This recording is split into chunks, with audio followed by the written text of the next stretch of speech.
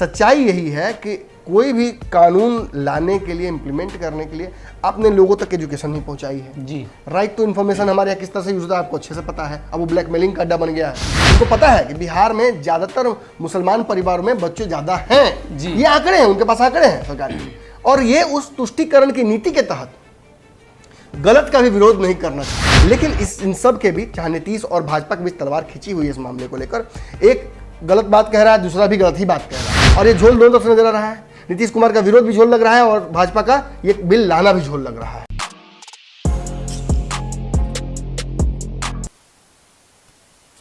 नमस्कार, आप भारत लाइव देख रहे हैं और ये पंचनामा है जहां हम करते हैं खबरों की चीरफाड़, एक ही खबर को अलग अलग एंगल से समझने का प्रयास करते हैं। आज भी हमारे स्ट्रेचर पर एक खबर है जो बिहार से जुड़ी हुई है। उस खबर को बताने से पहले आपको बता दें कि बिहार में जो राजनीतिक हलचलें चल रही हैं इसके बारे में आपका पता होगा, क्योंकि जिस तरीके से बिहार की राजनीतिक स्थिति है उसको देखकर ऐसा लगता है कि बिहार ही केंद्र की राजनीति तय करेगा। लोजपा प्रकरण आपने देखा था। लोजपा के बारे में कहा जाए तो चिराग पासवान नीतीश कुमार के सबसे धूर विरोधी हैं। अगर बिहार की राजनीति में देखा जाए तो नीतीश कुमार के सबसे धूर विरोधी में से अब चिराग पासवान आ चुके हैं, क्योंकि चिराग पासवान उनके सारे एजेंडे में कहीं ना कहीं कमी निकाल रहे थे। अभी तक आपने जो प्रकरण देखा उसमें 7 निश्चय हो, शराबबंदी हो या अन्य मामले हो, चिराग पासवान और नीतीश कुमार आमने सामने रहते थे। अब बिहार में एक नया प्रकरण आया जिसके बाद चिराग पासवान नीतीश कुमार के साथ आ चले हैं। आपको बता दें कि जनसंख्या नियंत्रण कानून के बारे में असम सरकार और उत्तर प्रदेश सरकार ने जो व्यवस्थाएं लाई हैं उसके बाद चिराग पासवान ने कुछ ऐसा बयान दे दिया जिसके बाद नीतीश कुमार के समर्थन में उन्हें बताया जा रहा है। ये कैसे हुआ, क्यों हुआ, इन सभी चीज़ों पर हम चर्चा करेंगे। तो चलते हैं हम अपने डॉक्टर साहब के पास जो खबरों की चीरफाड़ करेंगे, यही बताएंगे कि वो क्या प्रकरण है, क्या मामला है कि नीतीश कुमार के साथ आ गए और भाजपा को तगड़ा झटका लग सकता है। देखिए, एक वेब सीरीज मैंने देखा था, बहुत कम देखता हूँ जी, लेकिन उसका नाम था पंचायत। वो पिछले लॉकडाउन में मैंने देखा था, बहुत शानदार है, मुझे बहुत पसंद है, मेरे पूरे फैमिली के लोगों ने सभी देखा। उसमें एक कहावत था जी, पंचायत प्रमुख जी ने जब देखा कि जनसंख्या बहुत ज़्यादा बढ़ रहा है तो डीएम साहिबा का आदेश आया कि भाई अब कुछ इसके लिए किया जाए, तो जागरूक किया जाए लोगों को। जी, तो उन्होंने गांव के मुहाने पर लिखवा दिया कि 2 बच्चे मीठी खीर, इससे ज़्यादा डैश डैश।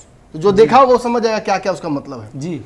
तो जो उसमें लिखा गया तो कोशिश की गई कि इससे लोगों को अच्छा प्रेरणा मिलेगा जी, लेकिन जिनके ज़्यादा बच्चे थे वही लोग ज़्यादा अग्रेसिव होकर पहुंच गए हो गया कि हमारे बच्चों को आप ऐसा कैसे कह सकते हैं, 2 से ज़्यादा जो हुआ है, तो हमारा चिंटू क्या है, मिंटू क्या है, लोग लगे पूछने। और अंततः उस इश्तिहार को उतारना पड़ा, जी, सरकार पीछे हट गई। तो आपको समझना पड़ेगा जन जागरण को लेकर, आप कोरोना में अगर लोगों को जागरण के भरोसे छोड़ दिया जाता है तो लोग जागरण की अचेता करते रहते हैं गाँव में। आप लॉकडाउन क्यों लगाते हैं जी, आपने बिहार में शराबबंदी क्यों लगाई है? आप लोगों से इनको नहीं कह देते हैं कि मत पीजिए शराब, गांधी जी जैसा। फिर देखिए क्या होता है। सच्चाई यही है कि कोई भी कानून लाने के लिए, इम्प्लीमेंट करने के लिए आपने लोगों तक एजुकेशन नहीं पहुंचाई है। जी, राइट टू इन्फॉर्मेशन हमारे यहाँ किस तरह से यूज होता है आपको अच्छे से पता है। अब वो ब्लैकमेलिंग का अड्डा बन गया है। जी, और ऐसी ऐसी प्रक्रियाएं हो गई हैं सरकारी, इतने पेचीदा हो गए हैं नियम कानून कि सरकारें भी तय नहीं कर पाती हैं। जैसे केंद्र सरकार और राज्य सरकार ही एक दूसरे तक कोऑर्डिनेशन नहीं कर पाती है इंफॉर्मेशन का एक्सचेंज करना। तो फिर आप जनता से कैसे एक्सपेक्ट कर सकते हैं? इस मामले में नीतीश कुमार का कहना बिल्कुल सही है कि केंद्र सरकार अगर बिल लेकर आती है और बिल लेकर बिहार के लोगों तक पहुंचाती है तो केवल उस बिल से ही नहीं हो पाएगा।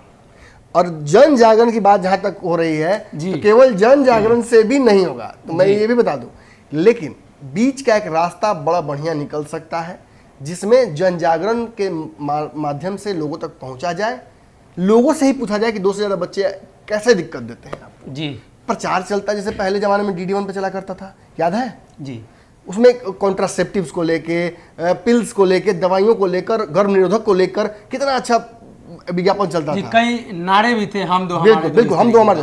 तो आपको उसको समझते हुए देखिए, अब चूंकि पता नहीं सरकारों का एक मोटिव हो गया कि अगर हम बहुमत में आ गए हैं तो हम जो चाहे सो कर सकते हैं। जी, मालिक को ही डिक्टेट करने लगते हैं, जनता को डिक्टेट कर लेंगे। आपको घर में नहीं रहना है, आपको घर से बाहर निकलना है, हम जा रहे हैं कलकत्ता में चुनाव करने, आप घर में रहिए।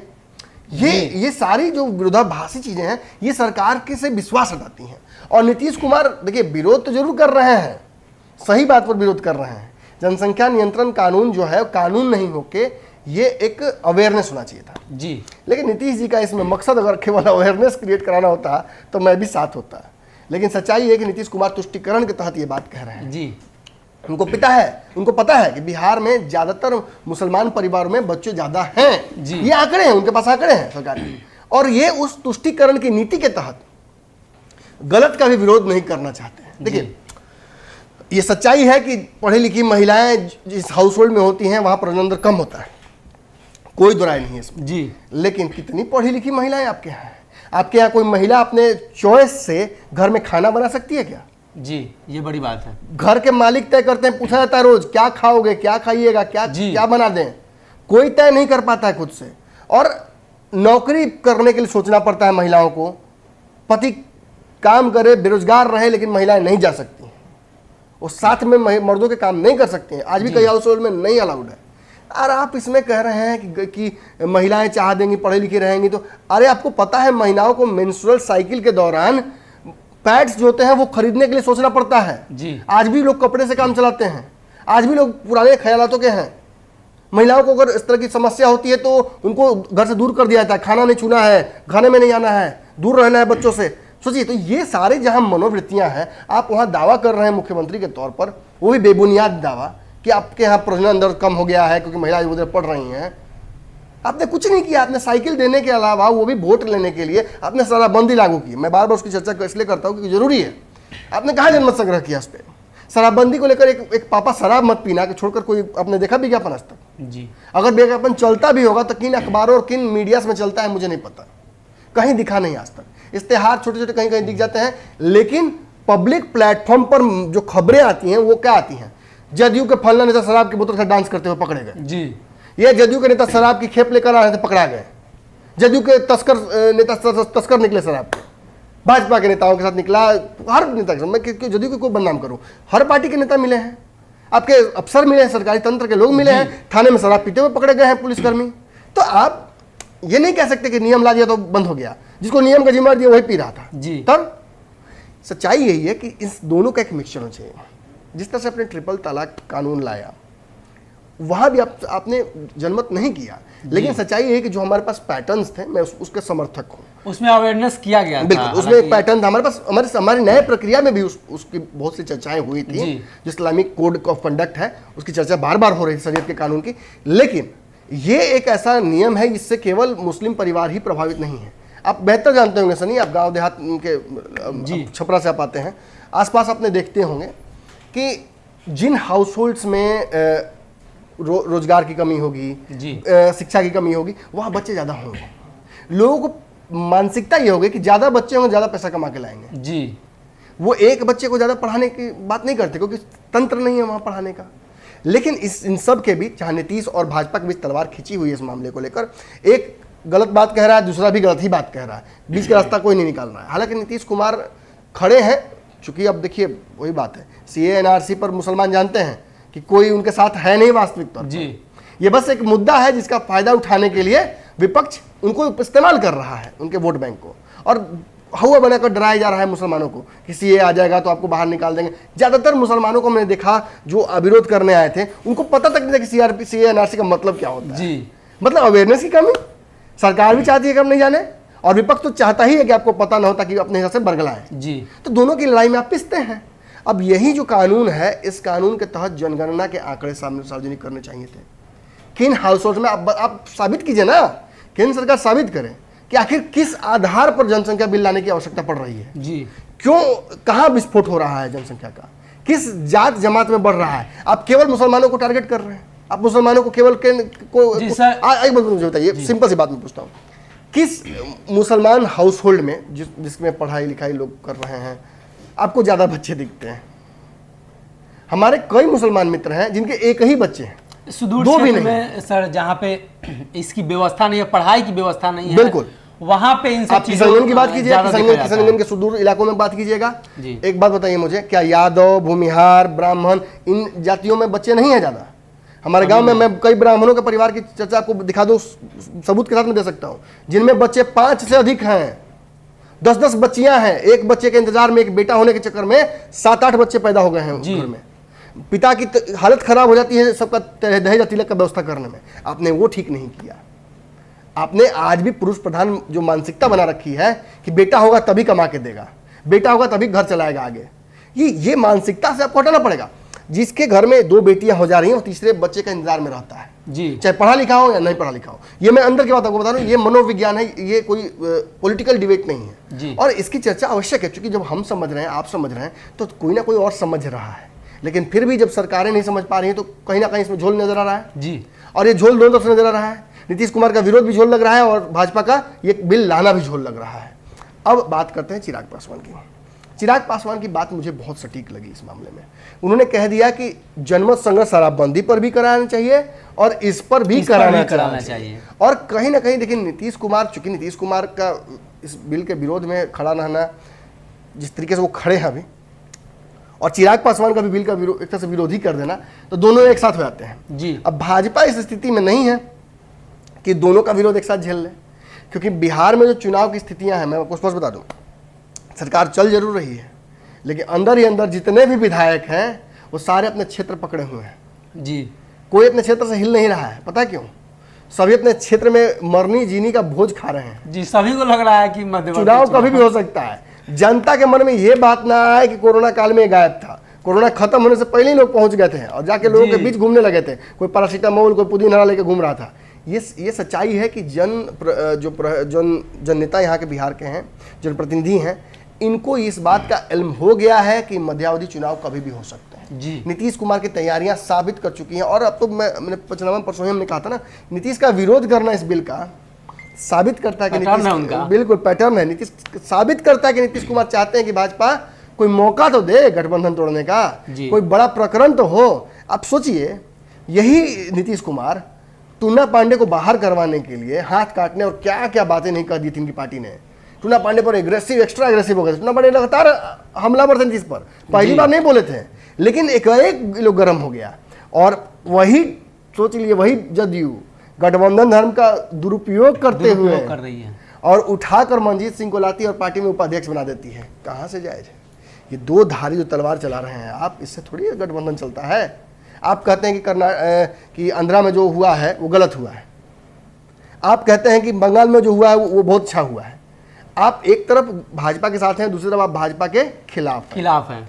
जब आपकी कुर्सी की बात आती है तो आप भाजपा के साथ अनुनय विनय कर लेते हैं और जैसे ही आपको मुख्यमंत्री भाजपा बना देती है, आप पहली मीटिंग जब करते हैं तो कह देते हैं कि कौन मुझे किसी न किसी ने धोखा दे दिया जी, कौन दुश्मन कौन दोस्त। तो आपका पैटर्न दिखता है मालिक। लेकिन बड़ी बात यहाँ यह है कि भाजपा जिस तरीके से देश को चला रही है वो बिल्कुल अपनी अक्षमता साबित कर चुकी है जी। पिछले 5-6 सालों में तो ये तय हो गया है कि भाजपा के पास कोई तय सिद्धांत नहीं है, तय कोई प्लेटफॉर्म नहीं का, तय कोई प्लान नहीं है एग्जीक्यूशन करने का, और पॉलिसी पैरालिसिस में बार बार इस्तेमाल करता हूँ शब्द का। मुझे इस गवर्नमेंट में पॉलिसी पैरालिसिस बहुत तगड़ी दिख रही है जी। कोई भी पॉलिसी अगर लाना चाहती है सरकार तो उसको लेकर तैयारियां शून्य होती हैं। आपको याद होगा नोटबंदी की लाइन है जी, आपको याद होगा कि कैसेट्स जो होते हैं एटीएम में, उनका साइज तक नापा नहीं था सरकार ने कि आखिर नोट का हम साइज बदल रहे हैं तो उन कैसेट्स में फिट होगा कि नहीं होगा। सबसे बड़ा यही था। इससे बड़ा ब्लंडर क्या हो सकता है? मतलब आप इंप्लीमेंट पहले कर रहे हैं और उसके बाद प्लानिंग आप बाद में कर रहे हैं। ये सबसे बड़ा अन्याय है इस देश के लोगों के साथ और पिछले कुछ सालों से तो अन्याय ही चल रहा है। आज जीडीपी की जो स्थिति है, आज जिस तरीके से हमारा महंगाई बढ़ी हुई है, और पेट्रोल की बात तो मैं करूंगा ही नहीं क्योंकि मैंने गाड़ी त्याग दिया है।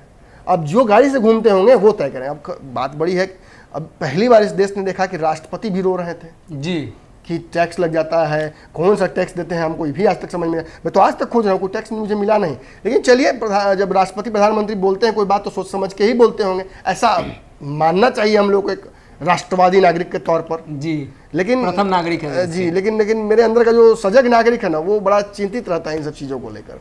अब खैर देश जिस तरफ जा रहा हो उसको तो आगे की चर्चा की बात है, जिस जाएगा उधर हम लोग को भी आना है जी। लेकिन सच्चाई यही है, ये जो जनसंख्या का विस्फोट हुआ है इसको लेकर कानून तो बिल्कुल ही बनना चाहिए जी। इसको लेकर अवेयरनेस तो बिल्कुल ही तैयार करना चाहिए। सभी लोग अगर कानून मानते तो इतना पुलिस की आवश्यकता नहीं पड़ती।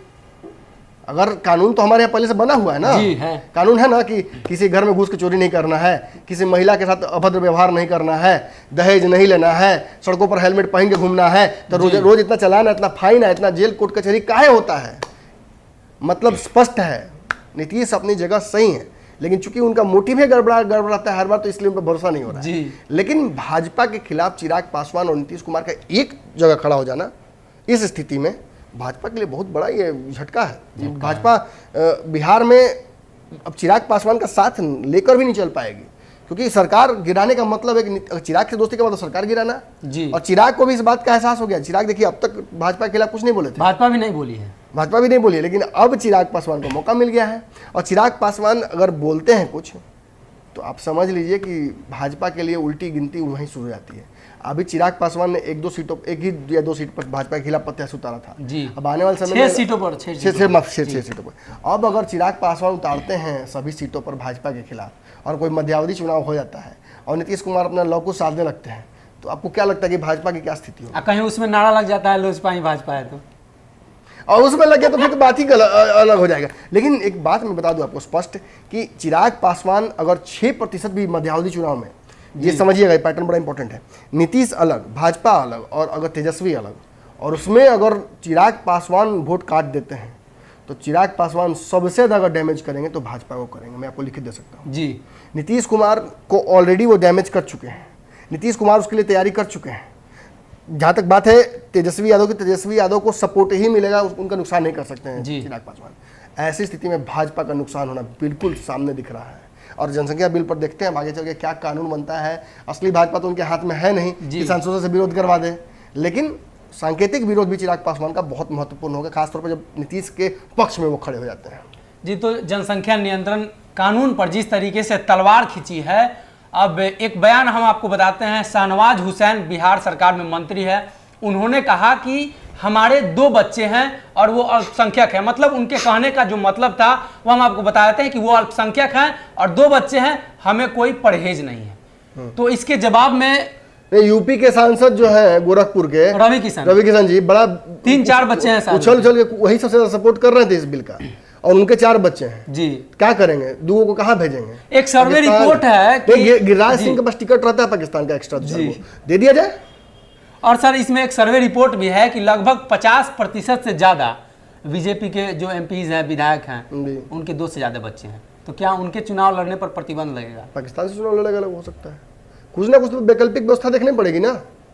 ऐसी स्थिति में ये जो लाया जा रहा कानून अक्षम घोषित कर दे। अगर आपके बच्चे ज्यादा हैं तो आप चुनाव नहीं लड़ सकते हैं, आप प्रधानमंत्री। सबसे पहला सवाल यही होना चाहिए सर कि जिनके 2 से ज्यादा बच्चे हैं अगले बार से चुनाव नहीं लड़ेंगे। आप सबसे पहले ये ला दीजिए। ये तो पंचायत स्तर पे देख ही रहे हैं आप किस तरीके पंचायत स्तर पे नहीं, पंचायत स्तर पे नहीं, जो भी होता है, जो भी इम्प्लीमेंट करना है पंचायत में इम्प्लीमेंट किया जाता है। अगर अब देखिएगा, मैं बड़ा बाबा से बातचीत जब हमारी होती थी, हम विषयांतर हो रहे हैं लेकिन थोड़ा देर के लिए होंगे जी। जब बाबा से मेरी बात इन सब विषयों पर होती थी तो मैं बार बार पूछता था, जिज्ञासु था मैं शुरू में ही, तो बाबा सांसदों का वेतन कौन तय करता है, सांसदों को इतना भत्ता क्यों मिल जाता है, इसका विरोध कोई क्यों नहीं करता है जी।